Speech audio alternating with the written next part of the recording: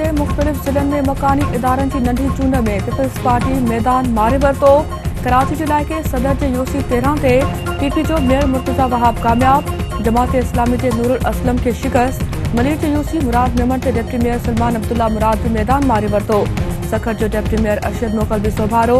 Sirpur municipal committee ward number 9 ते PP उम्मीदवार नौमान रज़ा वसाण जी सोभ। Chandi Alayar municipal committee ward number 1 ते पीपी उम्मीदवार जफर सेणो कामयाब। आज़ाद उम्मीदवार इम्तियाज कासरी के शिकस्त। चंडी आदम म्यूनिसिपल कमेटी वार्ड नंबर 15 ते पीपी उम्मीदवार अशरफुद्दीन अंसारी सोभारो। कश्मीर के यूसी मसूवारा ते नंढी चूंड में पीपी उम्मीदवार मोहम्मद रमजान मज़ारी कामयाब। बासैदाबाद के वार्ड नंबर 2 ते पीपी उम्मीदवार मोहम्मद रुफ डाडो सोलंकी सोभारो। शिकारपुर के यूसी सत मुरीद सेठार जे वार्ड नंबर 3 जनरल काउंसिल की सीट ते पीपी उम्मीदवार लुत्फुल्लाह सुमरे जी सोभ। कामयाबी ते जालन जो जश्न, पार्टी जे जीतन ते रक्स।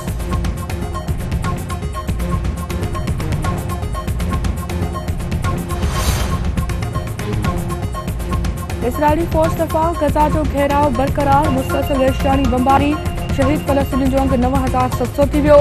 इसराइल के बचाव वारे वज़ीर जो चवणु आहे त हमलन में हमास जा 12 कमांडर मारिजी विया।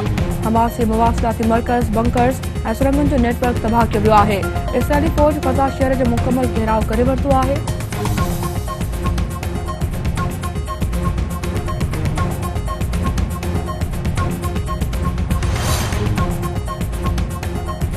अमरीका अरब मुल्कनि जी गजा में जंगबंदी वारो मुतालबो रद्द करे छॾियो।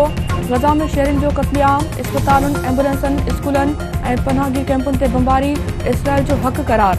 अमरीकी परॾे वज़ीर एंटोनी ब्लिंकन जो चवणु आहे त हमास खे फ़लस्तीनी जे हाल ऐं मुस्तक़बिल में का बि दिलचस्पी नाहे। इसराइल खे पंहिंजे शहरनि जी हिफ़ाज़त लाइ क़दम खणणु घुरिजनि।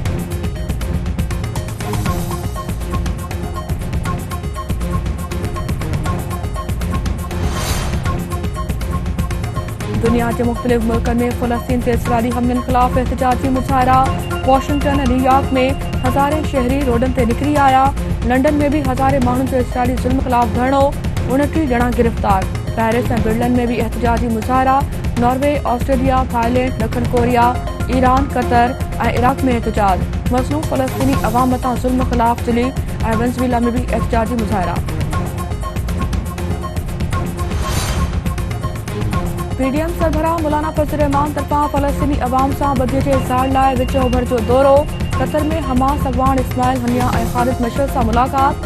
संदसि चवणु आहे त पाकिस्तानी क़ौम इख़लाक़ी, सियासी ऐं सिफ़ारती तौर फ़लस्तीन सां गॾु बीठल आहे।